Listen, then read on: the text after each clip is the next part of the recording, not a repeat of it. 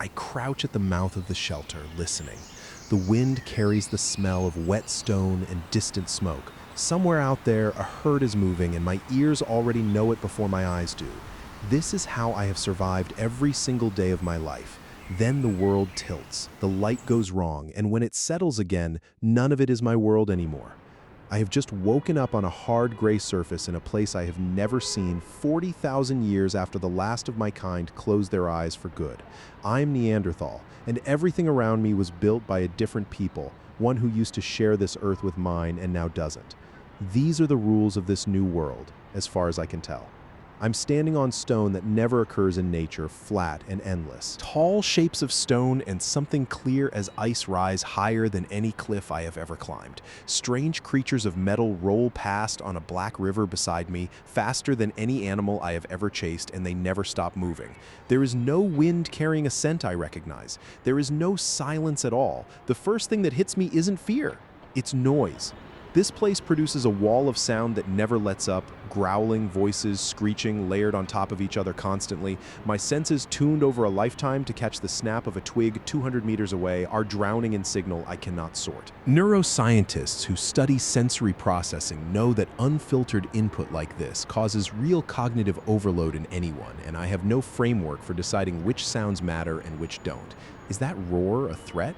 Is that shrill beeping a warning? I genuinely cannot tell, and every wrong guess costs me energy and time I don't have. Then there is the light, bright shapes glowing after dark, brightness with no fire behind it, a kind of light that does not exist in my world. My eyes, built for tracking movement in dim dawn and dusk, were not made for this.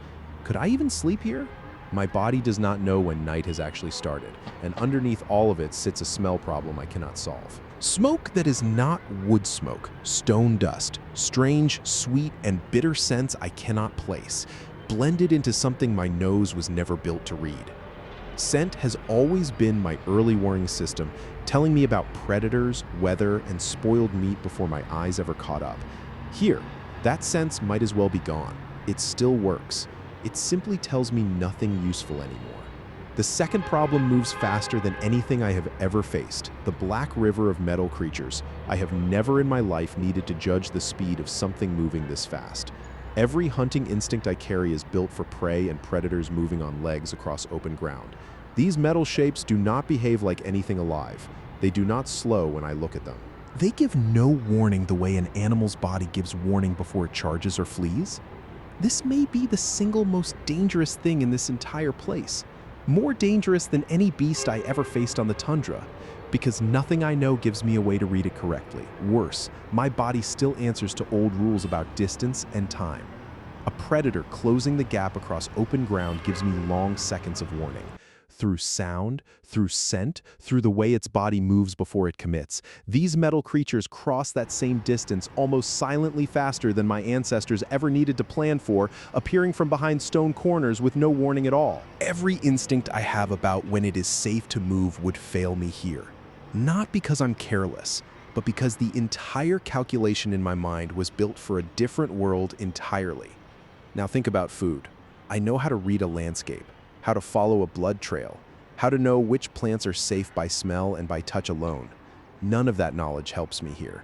Whatever food exists in this place is wrapped in strange, thin materials, sitting behind clear walls, marked with shapes I cannot read. My people were skilled, adaptable hunters, capable of bringing down enormous animals at close range with nothing but stone-tipped spears and raw nerve. None of that skill matters in this place. I could go hungry within arm's reach of more food than my whole clan gathered in a season, simply because nothing here looks like food to me. Then there are the others. Hundreds of them, moving in patterns I do not understand, mostly ignoring each other completely. In my world, every stranger was kin, ally, or threat, judged instantly because my life depended on knowing which. Here, strangers pass by the hundreds without a glance, and that emptiness unsettles me more than open hostility ever could. So which of these actually breaks me first? Here is the part that might surprise you. It is not the metal river, and it is not the noise, it is the sheer weight of decisions. Every object around me demands a judgment. Is it danger? Is it food? Is it alive?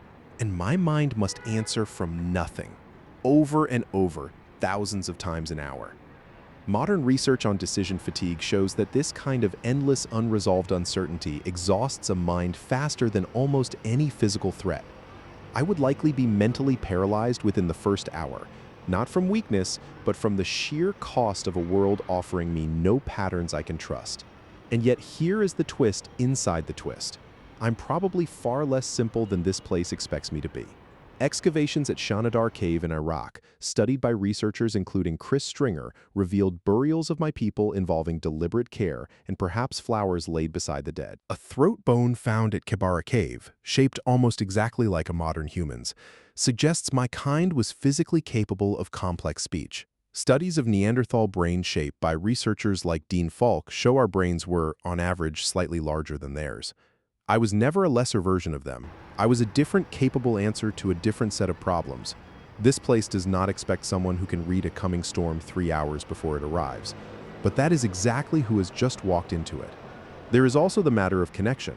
Paleoanthropologist João Zilhão has argued that groups like mine showed real evidence of symbolic thought, the use of pigment, and possibly personal ornament, meaning I likely came from a culture with genuine depth, not blank instinct alone. If someone here approached me with patience instead of fear, could I learn quickly? Almost certainly. My people survived multiple ice ages through nothing but adaptability. The gap between us is not intelligence. It is only information. Consider my hands specifically.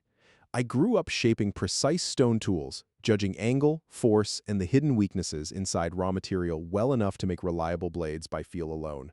That same understanding of how material behaves under pressure would transfer surprisingly well to whatever strange tools exist in this place. Once someone showed me the logic even once. Researchers studying the tradition behind tools like mine have noted the skill required to produce them consistently across generations. That skill has not vanished. It is only waiting for new material to prove itself on. Now think of it the other way.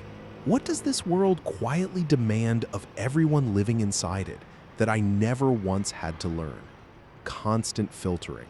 Every person here has spent their whole life training their mind to ignore nearly everything around them, just to function normally inside all this noise and light and crowding.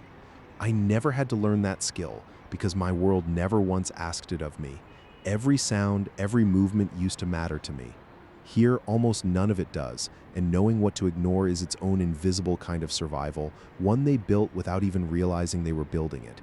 Here is the mirror in all this, and it is worth sitting with. Right now, someone here can walk down this street surrounded by hundreds of strangers and feel almost nothing, no alarm, no evaluation, no fear at all. That calm is not natural. It was trained into them, built slowly over a lifetime of noise and crowds until their bodies stopped treating any of it as danger. Had I grown up here instead, I would have built that same calm. I did not. I built something else, a mind so finely tuned to a wild and unpredictable land that it can sense a shift in the wind before I'm even aware I noticed it. Neither way of seeing the world is better. They are simply built for two different worlds, and I'm standing in the wrong one. So how long would I actually last here, alone, with no one to guide me? Most researchers who study sensory overload and sudden unfamiliar environments suggest a person in my position would face real danger within the first day. Mostly from the metal river or from my own mind simply shutting down under the weight of it all, not from any failure of ability on my part. Given help and given time to slowly build new patterns onto a mind that already works exceptionally well, I might adapt faster than anyone here expects. I was never simple. I was only built for a world that no longer exists. My eyes close, and when they open again, I'm back. I crouch at the mouth of the shelter, listening.